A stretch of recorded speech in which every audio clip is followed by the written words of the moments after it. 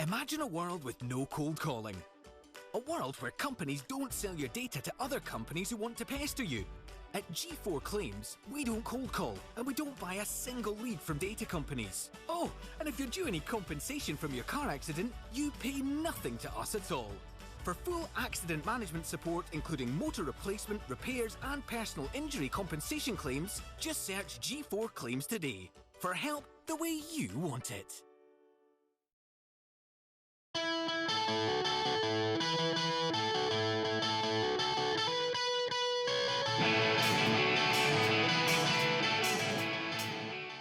Hi and welcome to this week's episode of the DW podcast. I am joined by Lionel Ainsworth, former Motherwell player, is the way that I would remember you, Lionel. How you doing? Yeah, I'm good. Yourself? Yeah, not bad at all, not bad.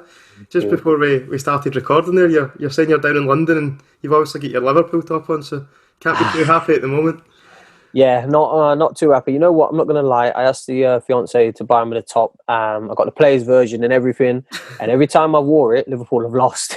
You're joking. And I put it on reluctantly today, thinking, right, let me just see if it's just a joke. And it's turning out it's not a joke because we lost again. But you know, is what it is, and you move on. So, Were you a Liverpool fan as a kid then? Because correct me if I'm wrong, but were you brought up in Nottingham? Is that right? Yeah. So Nottingham born, and I didn't start playing football until I was 9 years old. Did kickboxing. Really? Did kickboxing for a couple of years before with my brother and sister.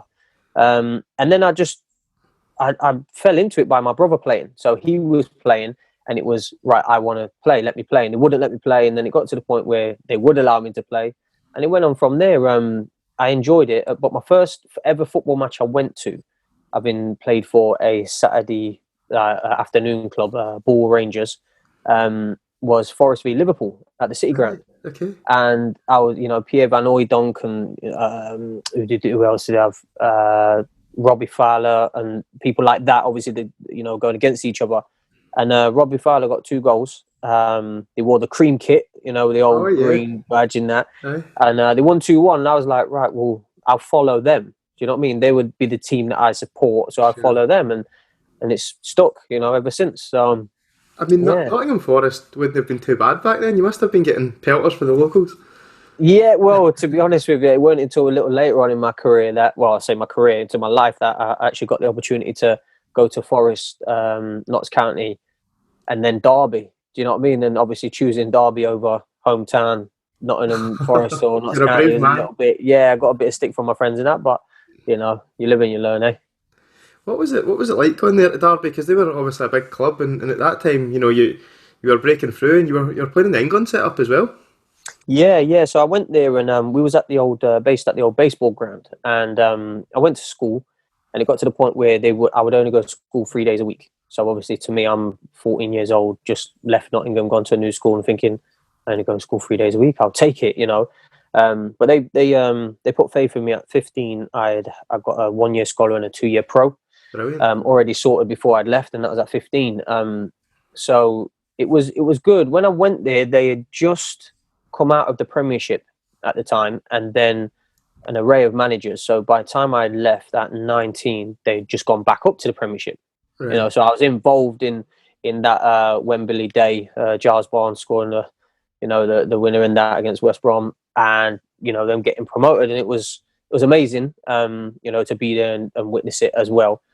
But yeah, it was a nice time there, Derby. I really enjoyed it. It taught me just about everything I knew. I was actually a striker, and then I got moved by a very good coach there, Terry Wesley. Took me out of my comfort zone in a FA Youth Cup game, and seen that I was quick and I could run. So that's where Lionel the winger came in. Brilliant. Yeah. Who were the big players then? Who was there in the team that you looked up to, or was maybe a bit intimidating in the dressing room? You know what? You had your Michael Johnsons, you had your Seth Johnsons, Morton Biscard, who was a winger who I used to watch quite a lot. Very different to myself, so I didn't base my game off him. You know what I mean? But yeah, it would have been an era of like Indigo Idiarquez, Gregors Raziak. There was some good. Mo Camara was there at a point, and there's some good players there. So at that age, I probably didn't. I just wanted to play football, so I didn't really look at what can he do, because I didn't really understand it. If I'm totally honest with you, it wasn't until I was older, about 18, 19, that I thought, actually, I really want to take this on. if I'm totally honest. So I never used to analyse or watch, but I always had two favourite players, first being Brazilian Ronaldo and second being Thierry Henry. Sure. So I think, scoring goals and stuff and the way they played. So, so that was. I looked at a little bit of them, but never really went, oh, I want to be like them. I want to do what they do. But just, it just happened, as mad It's as it is. interesting you mentioned that, Lionel, because I think everyone in our generation probably, their first favourite player internationally is probably the Fat Ronaldo. Yep, that's it. And it's harsh to call him Fat Ronaldo, but that's what he is now. Oh, it was incredible. Do you know what I mean? Oh, incredible. What a guy, what a player. And when you look back at some of the teams that he's played for and what he's done, it's amazing. It's absolutely amazing. So he's someone that's, good. Him and obviously a few of his counterparts in the person that everyone probably plays football because of, Ronaldinho, to play with them, to see them players playing together and stuff was absolutely amazing. What was it? What was the doubt in your mind then that you weren't sure if you wanted to be a football player? Because there's so many kids out there, especially now, that are thinking as soon as they're old enough to play football, that's what they want to do. I'm not sure. I think it might have been because I started late. I went into Derby County Academy at 14. Now that's really late. Yeah. And I didn't understand I didn't understand football. I didn't understand. I knew I was going to live somewhere else. I seen it as a sleepover. I'm staying with another family and, then I'm going to school and then football. So, but I didn't understand the severity of you could go and earn X amount of money by playing this sport. And it wasn't until I was, I think it was until I got let go from Derby that I thought, no, actually, I want to keep going. You find yourself without a club and going on trial and you're thinking, what's happening? And then it was from there that I thought, no, right, I want to do it. I need to do it. You know what I mean? I thought I need to do it. Now I got a phone bill to pay and car insurance. So it was like, but I didn't understand what it could have brought, if I'm totally honest with you, and that wasn't until 17, 18. What was that experience like when you move away from home and you're staying with a family? Because that must be hard having to go back there every night and they're making your dinner or whatever. Yeah, it was strange. I seen it as like I say, as a sleepover, and I lived with a man called Rick and a woman called Hayley and their son Courtney, who was 7 at the time. But there was also one boy just moved out, and then there was a guy there that I'm happy to call my friend, like lifelong friend now, Faradin Kaduzovic, who's a very good footballer. Yeah. I mean, if you look him up, very good Bosnian footballer. And he lived there, so it was a little bit easier because someone was there and they were going where I was going and doing what I was doing. But there would be a couple of times. I mean, I don't think they'll thank me for this, but you go down to the fridge and you get a yogurt out or something, and then next week you go and you see a post-it note saying Courtney's yogurts and Courtney juice, no. And this, so yeah, at 14 you're sort of like, are you having a laugh? It's there, I'm having it, But no, they were a lovely family. But yeah, no, it was like I say, it was just like a big sleepover for me and just like an adventure. I don't think you'll hate me for saying this, but you've been all over the place, Lionel. Yeah, it's very true. No, I don't. I don't hate you at all. What it is as you know, it's part of the job. Every person would love, every player, every woman playing football, every man, every child would love to be at the one club for life. Yep. Now, if it was myself, if I'd have found Hereford or Motherwell first, they would have been the clubs that I would have wanted to stay at, throughout. They would have been the only clubs, and probably Derby, but probably the way I was involved in, and it was just let go at such a young age. You don't know how to deal with it. So until I got a little bit older, I understood what a football club was about and the people that wanted you there. So Hereford for me and Motherwell were the two places where I played my best football, 100%. And the reason I bring that up is because I think at such a young age, as a football player, moving to places like, where did you go, Bournemouth and down to Watford and all over the place, it's far away from home. Is there ever a time where you're thinking, I'm not sure if this is for me? You know what? It's crazy because it was me. I was 18. Well, first off, when I was at Derby, I went and done Darren Moore, Doncaster manager, a favour. And I went and played for Halifax in the conference, for Wayne Jacobs and Chris Wilder, Sheffield United. Great guys, brilliant. To this day, Chris Wilder is one of the best managers, not because of what he'd done on the pitch, but just how he was with you as a person. It was amazing. It was brilliant. Was he the captain when you went down there? He was the manager. Was he? Aye, right. Okay. Yeah, Chris Wilder was. I'm not that old. Chris Wilder was the manager, and Wayne Jacobs was his assistant. And just travelling up to Halifax, I was like, I was in Nottingham, and it was my first ever loan. So I was in Derby, sorry. So I'd been to Nottingham to Derby, and then just driving up to Halifax was like, where on earth is this? Like, I'm going down there, up there, round there, and then next minute, a hotel just appears. And I remember being there, and as crazy as it was, the hotel that I was in, done some lovely food downstairs, but they didn't have a fridge or anything for you to store your food in it. Yeah. They've opened the window, I'd have my milkshake out on the windowsill. Do you know what I mean? So cool. So as I'm looking at this going, why is this place about? Do you know what I mean? I know it's a little thing, but I'm thinking, wow, this is different. But yeah, so moving there at 18, moving up there at 18 to stay in a hotel, was a little bit, it's different. Let's put it that way. It's a little bit different. And then, they wanted to extend it, but then I had Wickham coming for me. And I didn't really think about going from there to there. It just happened. And then the Bournemouth, like obviously going to Bournemouth now, that was far. But once again, I stayed in digs with a man and woman just around the corner from the Golzan Stadium. So it just was fine. I never really got to the point where I was like, oh, I don't want to do this, or that's far, or whatever. Yeah, when you're driving a few times, like, oh, this could be closer. But other than that, I didn't really notice it, if I'm honest. Because I sometimes think, there must be some young players out there that it breaks them. They're so used to being babied at home and their mum and dad's making their dinner or whatever, or their big brother and sister, that, to move to the other end of the country is like, I can't handle this. That's the thing. There's, especially today, with obviously working in schools and with Badu Sports that I work with, you see a lot of vulnerable kids, and I try and let them know. Like, I see kids at school that are they're footballers and they play for their academies and stuff, and I see them sulking and stuff like this, and I'm like, you lost the game of football in school. It means nothing. Yeah. Like, I try to explain to them that I moved away at 14. You are now 10. That's 4 years away. What would you be able to do that? Would you be able to leave mum and leave dad and leave brothers and sisters and just go? Like, there's a lot of people out there that nowadays, I'm not saying it didn't back in the day, but nowadays the mental side of it is bigger than the physically doing it. Thinking I'm going to be away from all my friends and family. It's like you moving down to London now. You probably love it, but in your mind, somewhere you're going, that is far. So I think the mental side of it is massively, and a lot of kids do struggle and will struggle, but obviously with everything that's happening, and it's only rightly so that people have a platform to talk, and they should, so if that's one message I can put out there, mental health is a big thing, regardless whether it's a little thing or whatnot. You need to talk. And Lionel, I think, you'll see it firsthand from the work that you're doing in schools at the moment, but I think when you were younger in comparison to now, there's probably a lot more support there for kids. Because I think back then there was always this kind of, you need to man up and get on with it attitude. Yeah, that's it. Don't get me wrong, that's still there in some way, shape or form, as we know. Like, you'll get some people that'll just get on with it, but it's a lot different. Like, people experience things differently now, and especially with this lockdown, it's really sad that I've gone for a walk with my girls today and my fiance, and it was nice, but it's like, are we really living in this? And even in my mind, I'm like, okay, I go to work, but I have to go protected. I'm still allowed to go football. How is that? How does that work? Yeah. How am I allowed to go football still, but I can't be going shopping?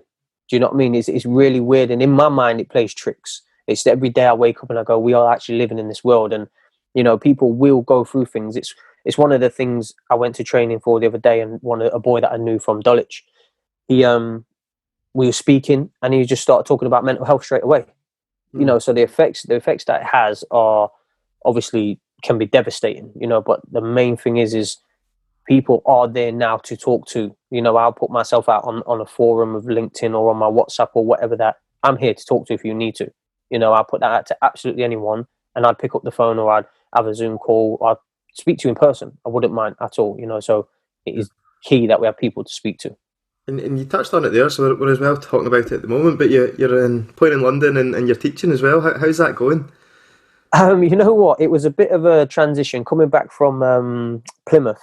It was a bit of a weird transition, because for about a month or so, like, the phone wasn't ringing.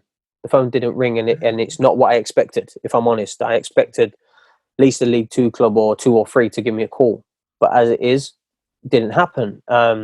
So I went through a little bit of a patch where probably mentally all I've known is football all my life. That's all I've known.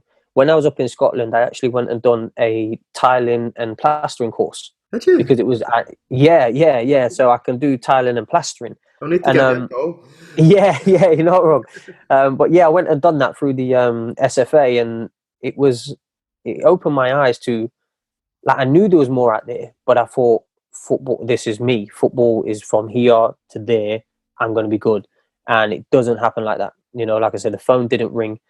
After a while, it was like I started to think, now what?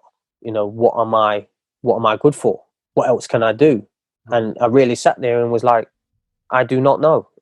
I know I'm good at running past people with the ball and I can score. I know that, but now that is sort of stopped. So going to Dulwich, they actually trained 3 days a week, which was fine because I trained in the morning. I was able to get to work in the afternoon because my company were very accommodating.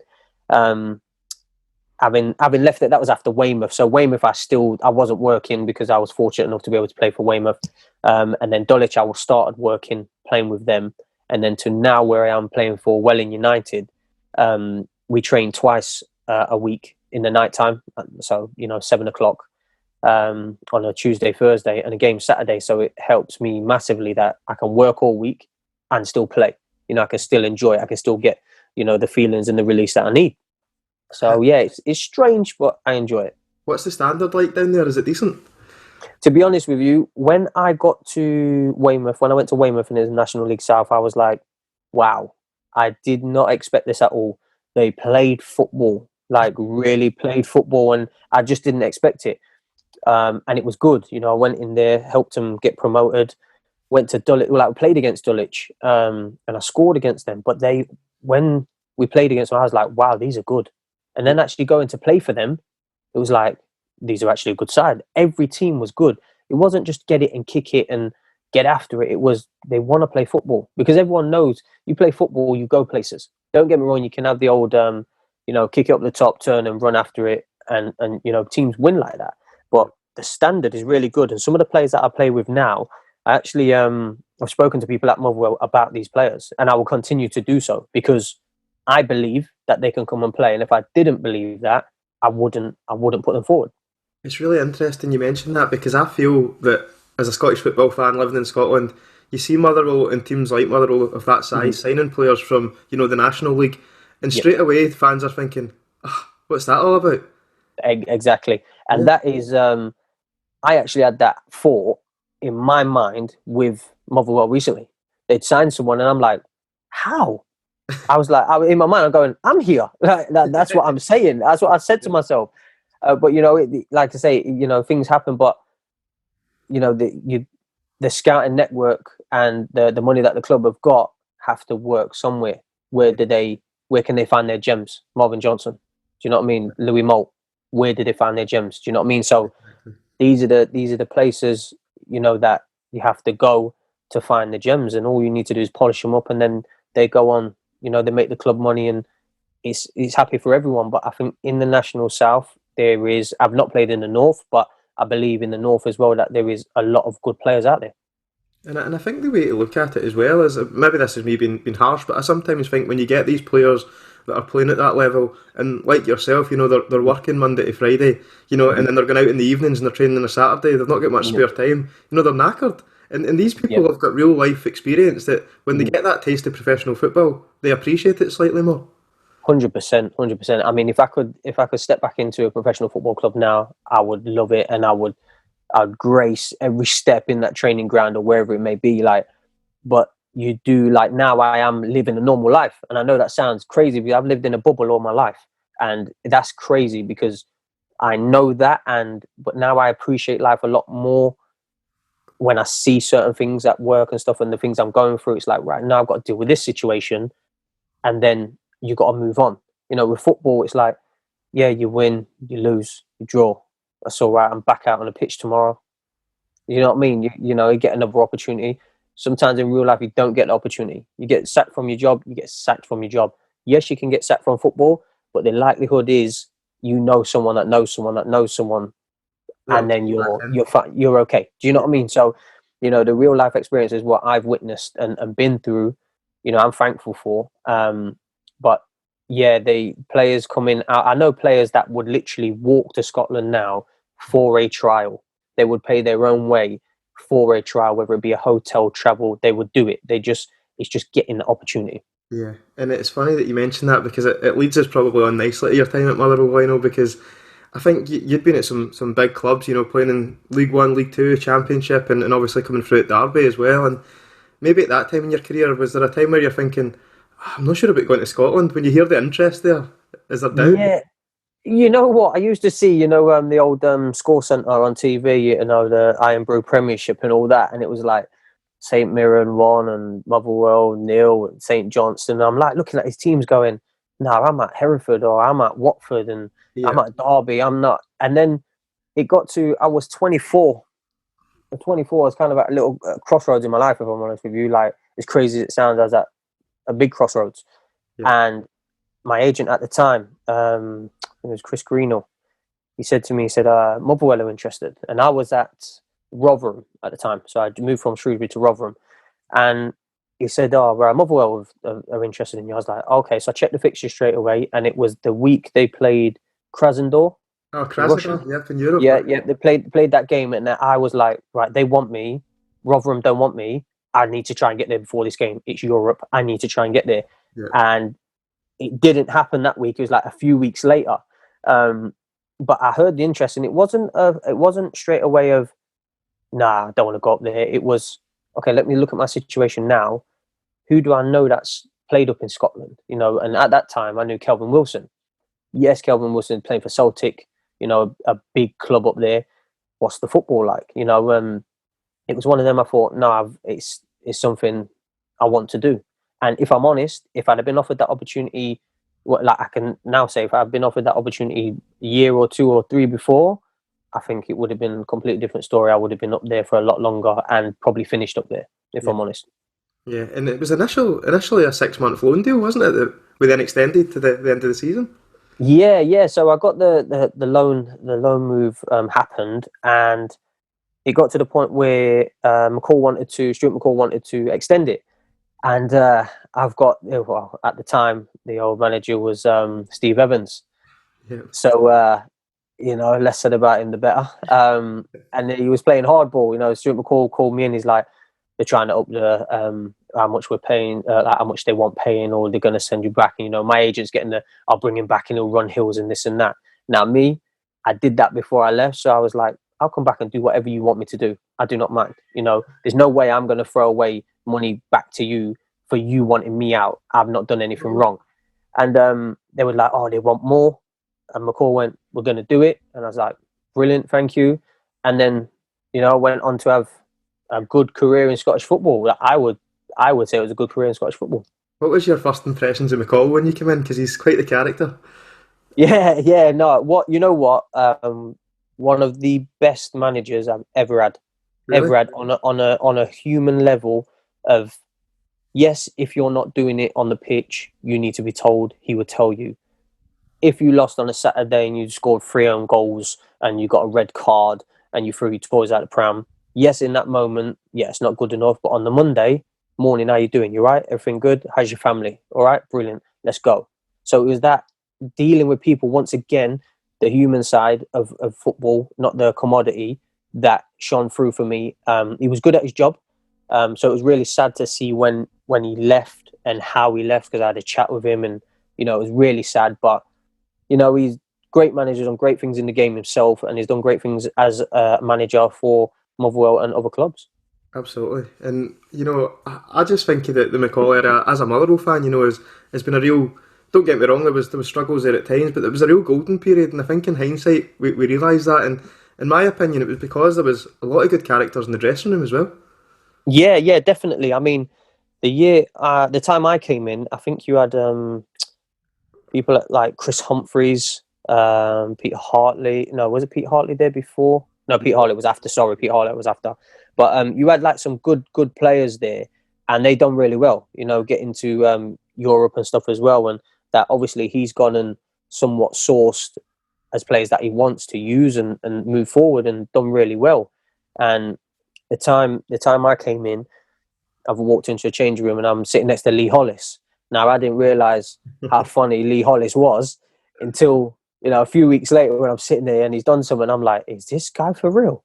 But it was funny. Do you know what I mean? And then I realised, you Keith Lasley, Stuart Carswells, younger boys like Simon Moore, Craig Moore, sorry, not Simon, Craig Moore, Dominic Thomas, you know what I mean? You had some good characters there, as well as, Paul Lawson, Ian Vigus, John Sutton, even himself, quiet at times, but comes out with a few, you know what I mean? But it was brilliant. It was brilliant. Like for that time, that period, I think it was one of the best teams I played in, and I really enjoyed it. I think, when you first came in, that was arguably your best time in terms of goals returns as well. It was, you hit the ground running, if I'm right. Was it Dundee United you scored your first goal against? Yeah. So Dundee United, I got probably about a 25, 30-yard tap-in. Yeah. So that set me on there.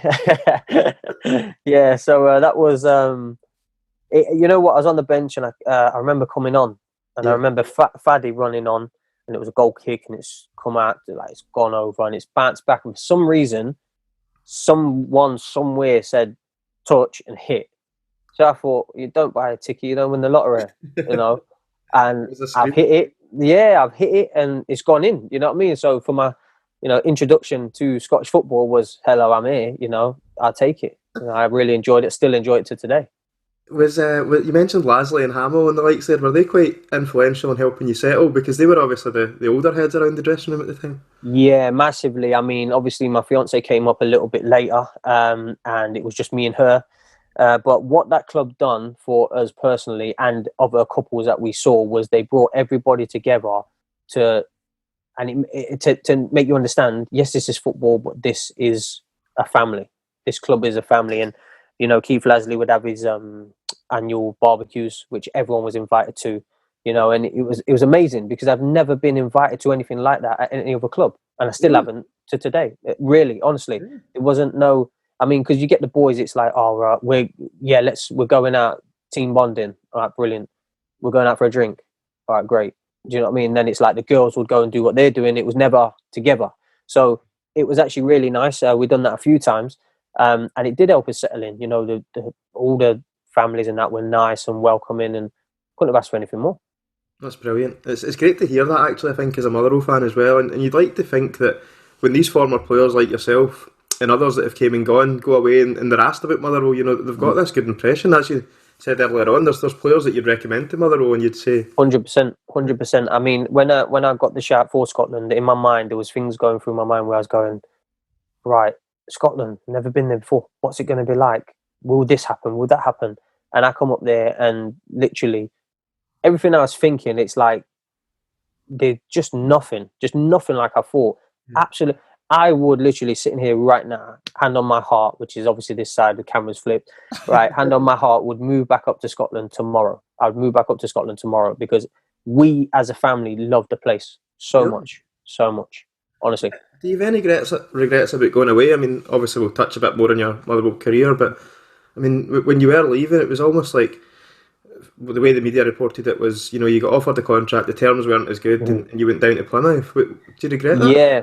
See, this is the thing, and that's how it's always glossed up to be. Yes, I got offered a contract, and at the time, obviously the manager Stephen Robson knew I had interest, and I think it was more of a listen. I'm all for if you've done your job and you want to move in a different direction, then you've done that. And I think that was the way the club wanted to go. It's not a problem by myself, but when you get offered a contract, so he's turned it down, he's gone here and there.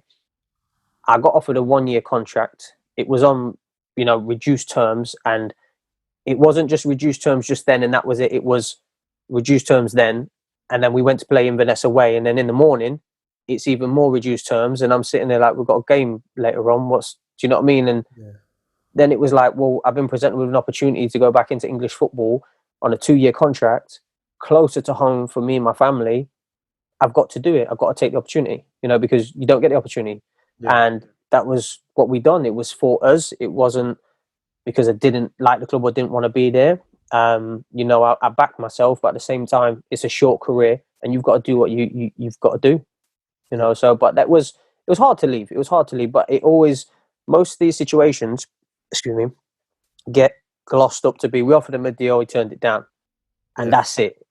But it was a little bit more than that. Personally, it was a little bit more than that. That it was, like I said, it was reduced, like, and there's only so much you can do when I'm saying that takes me to 31 when I'm sitting there 33, not in the professional game anymore, so that's how quick it can happen. Yeah, I mean, we'll talk about the good times a bit better, Lionel, because we talked that you came in on loan at first and you scored your 4 goals in 4 appearances and the loan get extended, but once you signed your permanent deal, you talked about being a bit gutted about missing out on that Krasnodar game, but you were in Europe again the following season. Yes, and if I remember rightly, I saw you in the front row when I knocked that one in Iceland, screaming, going mad. So it was actually, I don't know whether you were there or you were behind the fence because they couldn't, like, all the fans couldn't get in. Yeah, but it was amazing. Like how we finished that season against Aberdeen. I didn't understand the severity of it going on. Not understand the severity. I knew it. It was. If we win this game, we get an extra week off. Brilliant. I can go on another holiday. And that's what it was. But the way the game was played, and we've gone up to Aberdeen, Ryan Jack full on deaded my leg and I could not move literally 10, 15 minutes in and I'm raging. I couldn't believe it. I come off, I couldn't go on.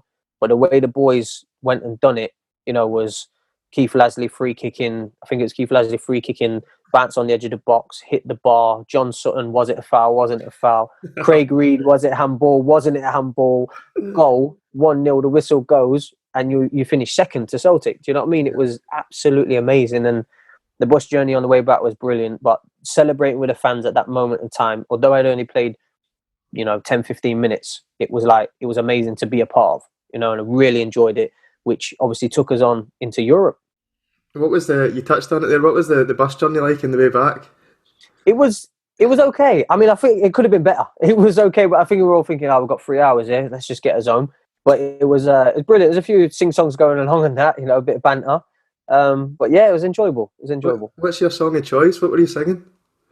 Oh, they were just, I wouldn't like to say at this moment in time, they were just, singing a couple of songs that were, pretty joyful, and we had a bit of fun. So I still remember that Lionel very fondly, and I actually think as a Motherwell fan, that was one of my favourite days. And it's funny that you look at it in a different way. You're thinking, oh no, there's 3 hours in this bus home, whereas you're thinking, yes, there's 3 hours. Yeah. Brilliant. No, I can understand that. I can see that because the passion from you guys, like I say, and I say you guys, and I know you personally, and I see you at the club and speak to you, and like what you've done in that corner, in that section, just made our club, as well as the other fans, it just made it that more, let's go there, the Motherwell boys are there and they're singing along and they don't stop, and that's what drove us on, and that's what gave us the extra energy to go and be as good as we could be.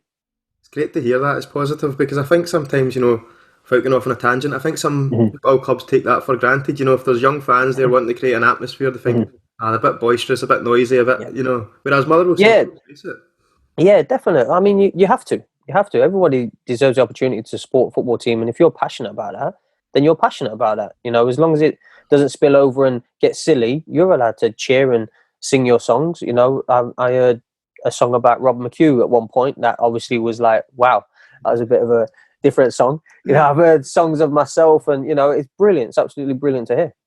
Was it? See, when you hear songs about yourself, how do you take it? Like, are you chuffed, or are you cringing, or what's your thoughts? No, you know what? You start singing it yourself.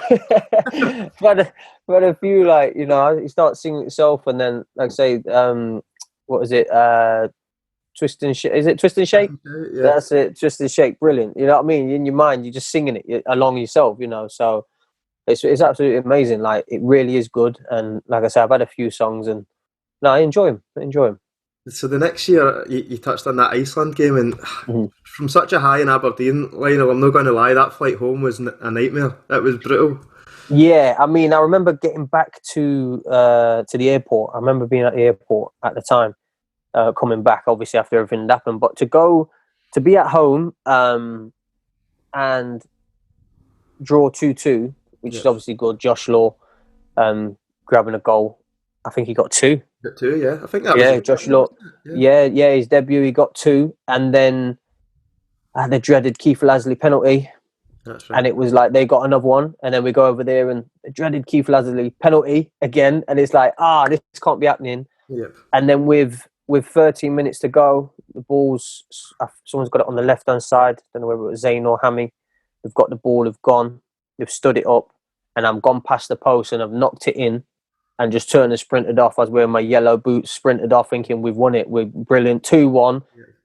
And then 30 minutes, I come off. Manager makes a change, more defensive at the time. Player wasn't playing defensive; he was attacking, and they come out with an absolute wonder goal in the middle of the park, bang, over Twardzik in 2-2, and then next minute they get another goal, and you're like, no, I came off with 13 minutes. We needed to see it out, and unfortunately we couldn't do that. But that's football. They went on to have a hell of a run, by the way, to beat us. Then they played Lech Poznan, they beat them, and they went on to play Inter Milan at the San Siro. So it's not bad, you know what I mean, for them. And that would have been absolutely amazing if we could have done that. But as it is, it's football, and you just, like I say, you're sad for a little bit, but you move on. You know, it's a great experience. I think that's what made it harder to take when you seen the draw that they got in the next couple of rounds, and they're playing Lech Poznan and then Inter Milan, and I've still got these flashbacks of potentially watching Motherwell in the San Siro that never happened. Oh, that would have been amazing. That would have been, honestly, on a personal level, that would have been amazing. But you know what? To even for the fight and blood, sweat, and tears that we've done to get to that situation was, surpassed all of our expectations, if I'm honest. So, we'll take what we can. You mentioned earlier, about Mccall leaving as well, and you had a word with him, and it was quite hard. I mean, he was the manager that brought you there, so it must have been quite challenging to see a manager like that go that you've got a great affinity for. Yeah, definitely. Like I say, he brought me up there, and he was, like I say, he was 100% honest with me and everything, and he looked after us as players, and cared about us and our families as well. Which it was just one of them, because we wasn't doing well. Like whatever we tried to do, it just wasn't going well, and I think that weighed heavy on his shoulders because he's the one trying to make it go well as much as we're out there. And like I said, the chat with him, I went in his office, and we're just sitting there, and he's like, it's just what I can't do anymore. Do you know what I mean? It's like, nah, I get it. It's sad. It's horrible, but we shake hands, and we wish each other the best. And I think the way he did it was probably the right way, rather than getting the boot, if I'm honest. Absolutely. Did they speak to the team as a whole, or did they take you in individually, or? As I remember it was very emotional. As I remember it, I can't remember whether there was a team meeting, but I think there was a few individuals, and then it happened. I think it was more individuals than a team meeting. I mean, I've had managers, obviously, that do have team meetings, and you're sitting there and you know what's coming. Do you know what I mean? So, but in that situation, it weren't that. It was more one-on-one. What was your thoughts then when Barraclough came in? Because that was a total change. Maybe a name that you might have heard of from down south, but certainly I think fans didn't have a clue who he was at first. Yeah, so I'm sort of similar to the fans at the time, very similar.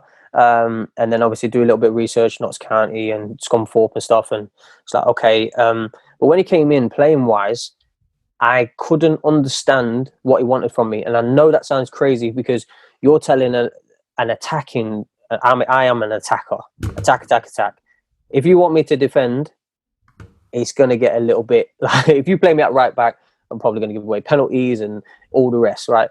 But he wanted me to play in a position where it was, further back, but still in a position to attack. And I was trying to figure it out, and it must have been about 3-4 games I wasn't playing, and I was in and out and not coming on for a little bit. And then it was one day I had to knock on his door, and I said, like literally, I knocked on his door, sat there, and Robbo was there, Steve Robertson was there, and he went to go out. I said, no, you can stay. I said, not a problem. I just said, like, the way you want me to play, I don't understand it. I said, as it is, I'm not playing. I'm in the last year of my contract. I've got a baby on the way, and I need to be playing football. And we had a little chat, and he was like, okay, we finished it. And then that Tuesday, we played Hamilton at home. and I don't know what it was, but whatever it was, it clicked because we won 4-0, scored 2, set 1 up. Yeah. And then it's like the rest of it was like, oh, I got it now. I understand it. And then I went on to play every game and be one of his first picks on the team sheet. It was a difficult season, Lionel, and I suppose, it ended very happily, and that's probably you'll have many goals that you'll remember, the one at Dundee United, the free kick against Kelly, the goal against Aki's outside the box as well. But for me, my favourite goals for you in a Motherwell shirt was certainly the one at Ibrox in the playoff. But before we get there, it must have been a big weight on your shoulders going into that game. You must have felt the pressure. Yeah, it was. The season wasn't going well. We was picking up a few wins here and there, and I remember playing a big game against Kilmarnock at home, and I remember Scotty playing me through, and I've cut back and I've scored, and it was like, yes, we've won, but we were still down the bottom, and then it ultimately came to it that we were in the playoff place. And then you obviously hear, right, Rangers are on the ascend, whereas it is on the descend, and it's like, oh, what's this going to be like? Because yes, they are good. They are good. Yeah. But then I think I looked at it from my point of view and went, no, we've got a good team. We've got a good team. So I knew we had a chance. I just didn't realise it would turn out the way it did, because the way it turned out was unbelievable. I mean, as nice as it was to win them 2 games, we should have never been in that situation. Totally. But if that's the way you're going to have to win and stay up and a team to beat, that's how you would want it.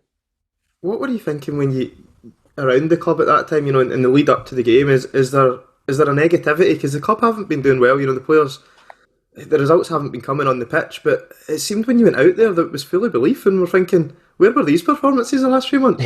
Yeah, I think I think there was.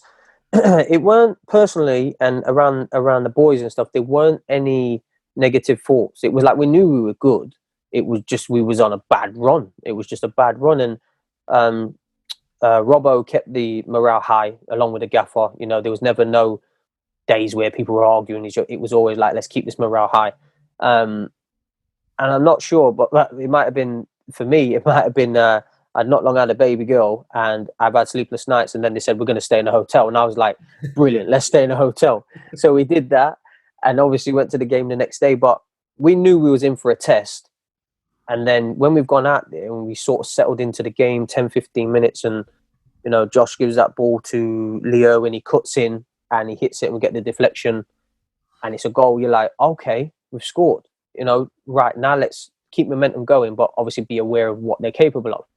And we just went on and on and on. And when you go and win the game 3-1, yes, when they score, the crowd go wild and you can't hear a thing. It's like, all right, do they have a chance? In my mind, I'm saying we're winning 3-1 in the first leg. I don't believe they've got a chance. That's that honest, and my heart, honest truth. So when I'm getting interviewed after the game, obviously for man of the match, and they're saying, oh yeah, they scored the goal, you have to go along with, yes, they've got a chance. But personally, I thought, we're winning 3-1. They've got to score 3 goals to beat us. Surely we're not going to concede 3. As good as they are, surely we're not. And then, after that game, it was, right, we're obviously in the driving seat. No one expected it. And we come and play the game at home, sun shining.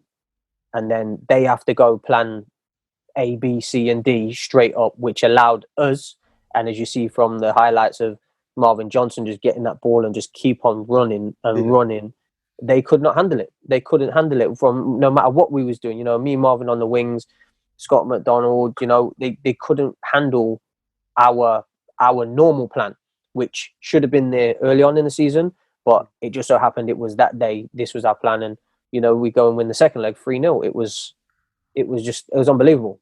6-1 on aggregate is unheard of.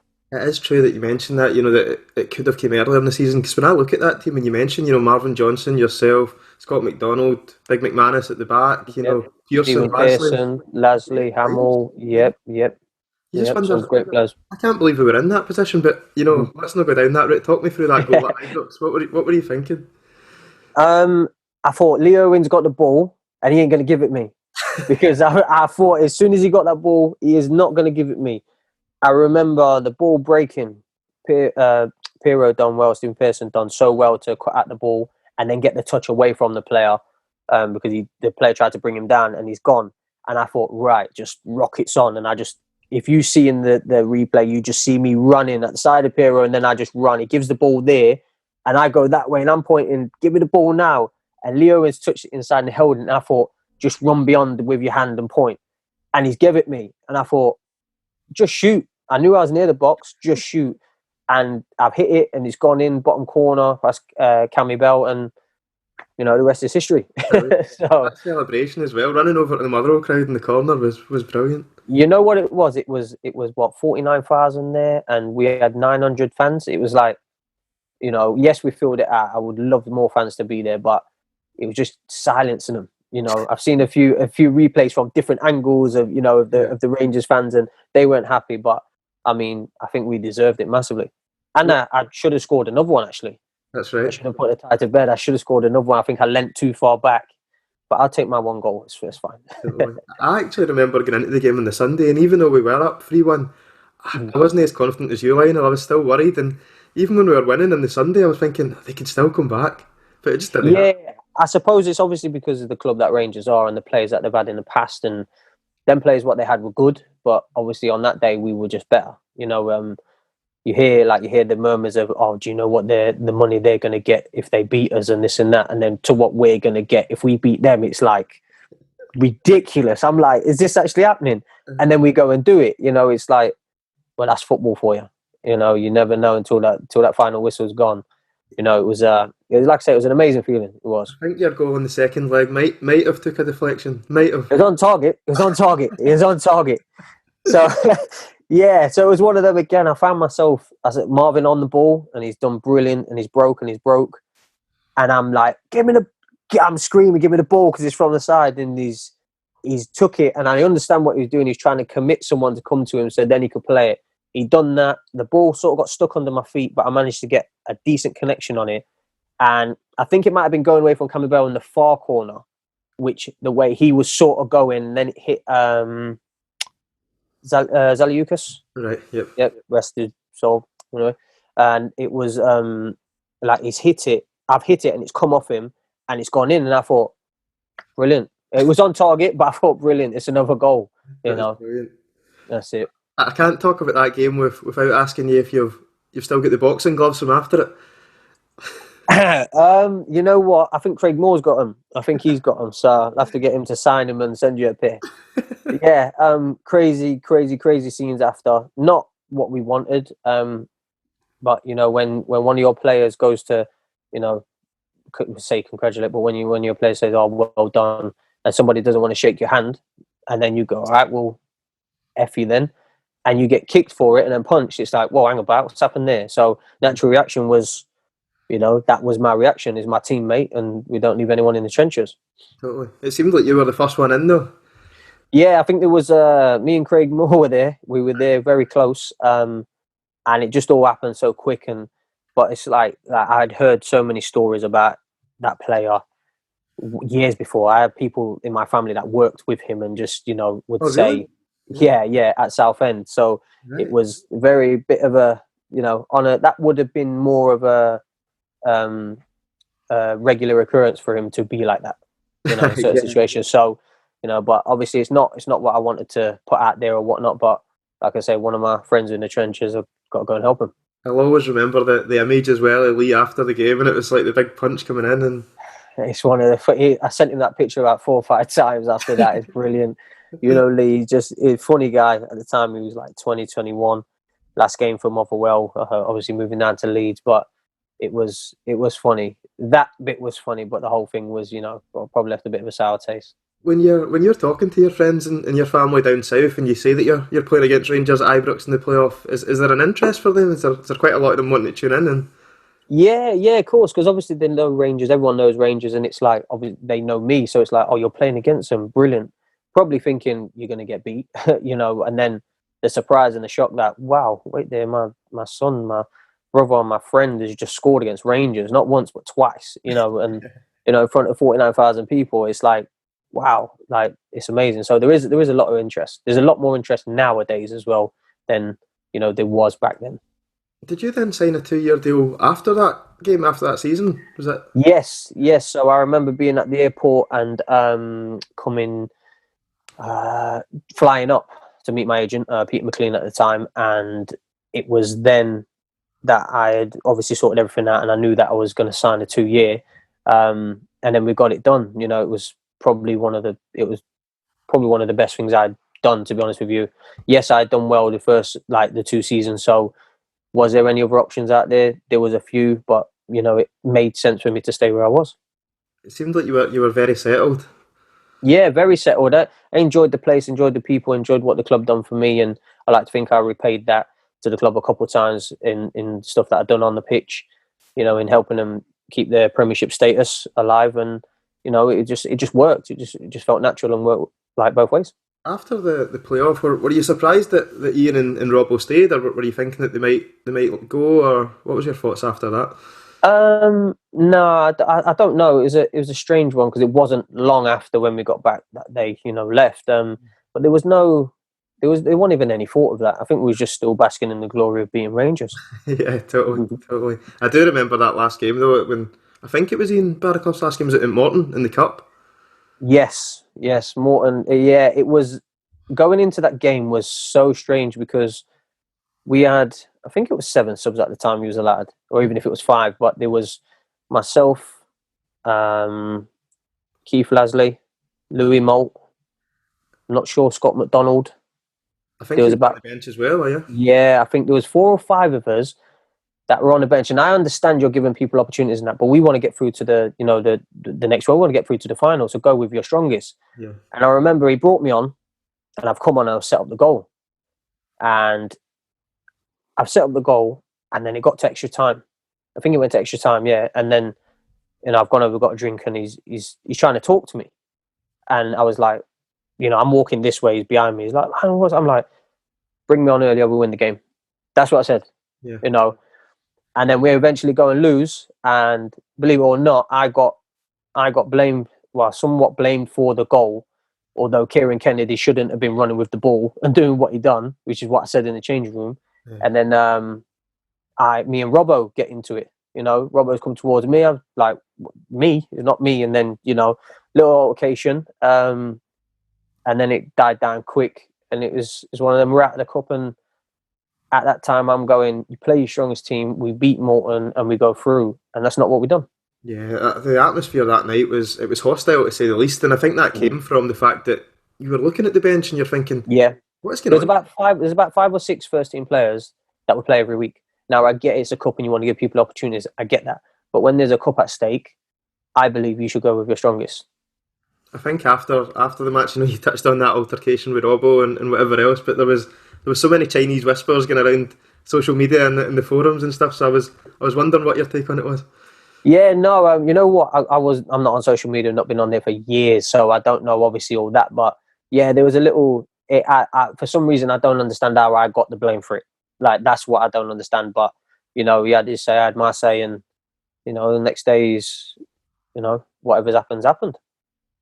Did you think it was the right time for him to go then after that? Because I remember the fans were singing praying for his blood at the end of it. Yeah, probably. I mean, the way it went, yes, we had a good couple of days in beating Rangers, but then it just carried on and it just wasn't any good. So I think it might have been, the right time for a change, whether that be managers or players. I need to ask you then about Mark McGhee, because obviously divides opinion in the Motherwell support. How was it with yourself? So this smile is not a smile of happy smiles and whatnot, I don't know. Very strange for me that obviously the club appoint them again, if I'm honest, from obviously what happened before. Yeah. But not a lot to say, to be honest. When someone's it feels like they're personally trying to sabotage you, I don't really hold them in high regard, if I'm honest. Was there a personal thing there, do you think? What was on his behalf? I personally think there was. Yeah. I personally think there was. It was just all the time Lionel. It was like, nah, this is getting beyond a joke now. When there was a point where, I had to do what I had to do. I had to pull him up on it, and it was away at Dundee. And I remember one of our players that was sort of involved with the coaching staff just standing there with his head down to the floor because what I was saying sort of hit home. It was true and everyone could see it. I used to have Louis Moult say to me, and he used to say to my fiance, he used to say, I do not know how you're doing it, Lionel. He said, because if this was me, I would have lost my head a long time ago. Yeah. Like, this is, like, it was just, I don't know, it was just so many things that it was always me. And it was like, I actually tried to think about, what have I done to this person for it to be like this? And ultimately, when I'm needed, you know, I'm playing, I'm scoring goals, and it's all rosy on his behalf, but I never forget what, you know, what it felt like you were trying to do. Yeah. I mean, it's good to hear that the likes of Louis Moult was looking out for you as well, but was there any other players at that time that stood up for you?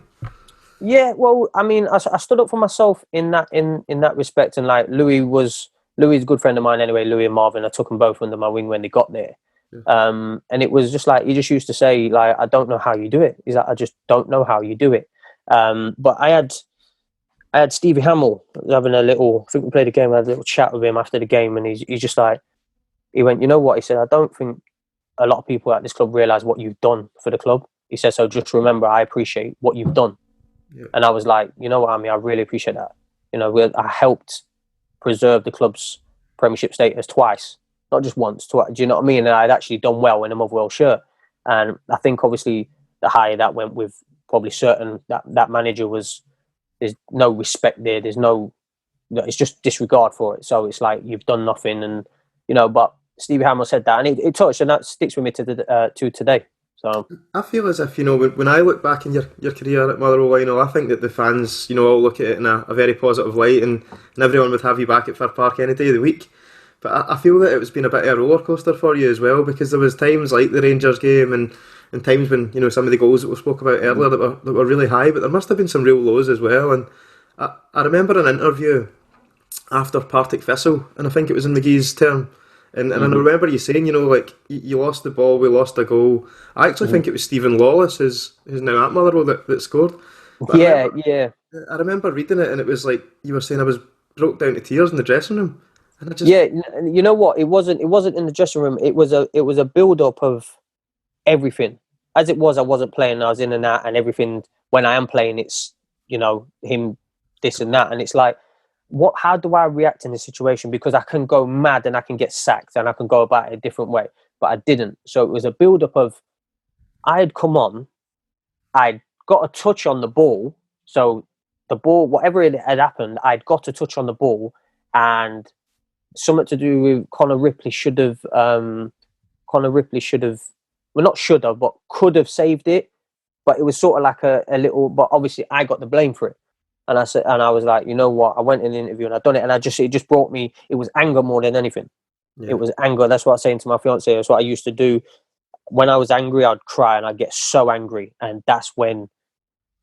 Fortunately, I've never ever gone, but in myself and my being, I have felt that I could literally just red mist and go mad. You know, which, like I said, it was a build up of all the things. And if you ever have Louis Moult on here, or Marvin Johnson, or any of them boys that are able to remember these things that I was going through with regards to somebody, you know, feeling like they're doing it to me, like it was anger more than anything. And still to this day, like, you know, when you talk about managers, and I talk about Stuart McCall and I hold him in high regard, and I talk about Ian Barraclough, who I hold there, you know, like Mark McGhee, not on the screen, if I'm honest with you, you know, and that's just, I don't know whether I'd be the only person that says that. And if I am, but I think there's others that would say the same. I certainly think with the support, they'd probably agree with you. Well, you know, I remember the protests outside the stadium not long after that, wanting them out. Yeah, I mean, I remember getting into training for about 8:30 in the morning that day. Never get into training that early, ever. It was pancake day, and it was payday. And there was a meeting called, and truth be told, little birdie, you know, had whistled on my windowsill saying what was happening. So I'm sitting there, and, you know, it comes in and gives his speech, and I'm just sitting there. And it was one of them, once he's gone out, I'm sitting there anyway, and I'm looking around at the boys. I'm going, and these boys got their head down and this, and I'm going, okay. I've jumped up and gone and done whatever I needed to do, because I didn't hold, he'd done nothing personally for me, done nothing for me. And that's how I feel. And if I'd seen him today, tomorrow, I'd say exactly the same if I needed to. Personally, did nothing for me, so nothing for some of these boys that are hanging their head down. Yes, we've not done well, but this is football. This is what we're in. Someone's not going to be nice to you. I'm not going to be nice to you if you're not nice to me. If I feel like you're, trying to get at me, it is what it is. Whatever's happened to you might have been your fault. So it is what it is. And like I say, I move on. Like I say, I hold managers in high regard, and some I don't even put on there. You're not having them round for dinner then? No, it won't get very close to my house ever. See, when you talk about some of the players, obviously you're good pals with Louis Moult, and the career he went on to have at Motherwell before going to Preston was fantastic. And, the goals in the fight, the semi-finals, etc. Did you sometimes wish that you'd stuck around and played for longer with him? Yeah, well, I mean, like when he come in, like we're good friends actually. Me, him, Marvin, good friends. Like I said, I took him under my wing. I'd been here. I knew what it was about. They're from down the Midlands. But I think Louis' process, as well as Marvin's, but Louis' process was from non-league, like from Stoke to non-league, and it took him a while to get to where he was, and it's a long time in the making for him to actually go and play in the Championship, because he'd done so well with the goals that he scored. That's what he was paid for, to go and score goals. And Barraclough brought him up there, and it was the belief in him that he had that could let him go out there and flourish. And he went on to be a Championship player. I think it almost harks back to that point we touched on earlier, that he's been there and he's been working Monday to Friday and playing football at the weekends, and when he gets that chance, you could see in his professionalism how much he appreciated it as well. That's it, exactly. He worked hard. He was one of the hardest workers. Even when he had little knocks and niggles, he would just get on with it, and he would work as hard as possible, because he knew where he wanted to be and he knew where he could be. So credit to him for where he's at. One final touch on the Motherwell career, Lionel. What was your favourite goal? If you had to narrow it down. Favourite goal. For a personal note, probably, as mad as it sounds, like for a personal, I'm going to give you two here. But the first one, I'll probably say when I was able to tell the world that we was having a baby, like the 3-month scan, I had that, and I scored at St Johnstone, and it was on TV. I still got Keith Lasley rubbing the ball on a picture and all that business. So that would be my first, obviously my eldest, Sienna. And then, I don't know, because I like the Partick Thistle, because it was out of anger. It was out of anger that I'm on the bench and I've come on and I've just hit it out of anger. But I'd have to say Hamilton. Be Hamilton. Yeah. International goalkeeper in goal in McGovern, and you're playing your local rivals. Living in Hamilton for a bit as well, it's quite nice. You know what I mean? So I still go back around there to town and stuff. See a few people and that. So I'll probably say Hamilton at home. Brilliant. Lionel, it's been an absolute pleasure talking to you, and thanks so much for your time. I hope that life will get better down in London in terms of the coronavirus, and I hope that Liverpool improve for your happiness as well. I'll still be wearing this top regardless. But no, thank you for having me. I appreciate it, and like I say, many lovely memories of Scotland and Motherwell Football Club, and I appreciate your support all through the years, and everybody else's too.